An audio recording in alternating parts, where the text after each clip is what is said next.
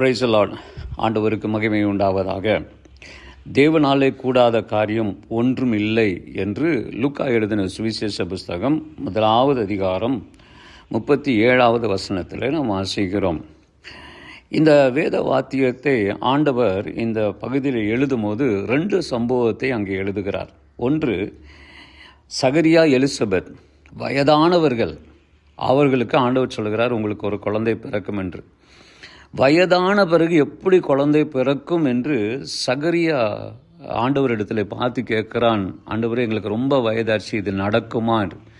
So அந்த டவுட்டில் தான், அந்த சந்தேகத்தில் தான் ஆண்டவர்கிட்ட கேட்குறான், இது எப்படி நடக்கும் என்று சொல்லி. உடனே ஆண்டவர் தம்முடைய தூதனை அனுப்பி, என் வார்த்தையின் பிரகாரம் இது நடக்கும், நீ விசுவாசித்தால் அது நடக்கும் என்று ஆண்டவர் சொல்கிறார். அடுத்த ஒரு சம்பவம் மரியாளை குறித்து அதுக்கு முன்னாடி எழுதி வைக்கிறார். அதே பகுதியில் எழுதுகிறார்.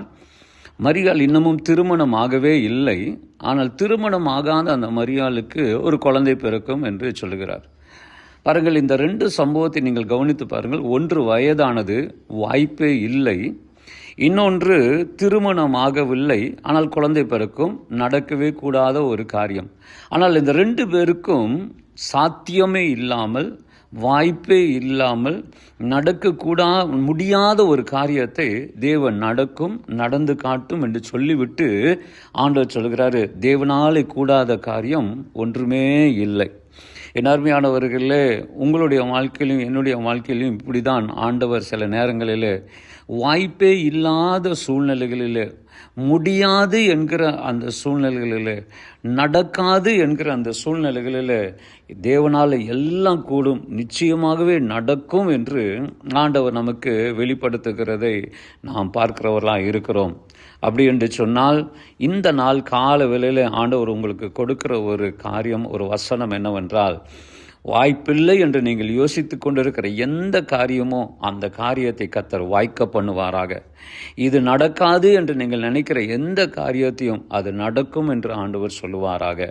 சொல்லிவிட்டு நீங்கள் ஒரு விசுவாச வார்த்தையை சொல்லுங்கள், தேவனாலே கூடாத காரியம் ஒன்றுமே இல்லை. உங்கள் விசுவாசத்தின் அடிப்படையிலே தான். சகரியா விசுவாசிக்கவில்லை, நடக்காது என்று சொல்லுகிறான். ஆனால் மரியாள் விசுவாசித்தால் நடக்கும் என்று அவள் சொல்லுகிறாள்.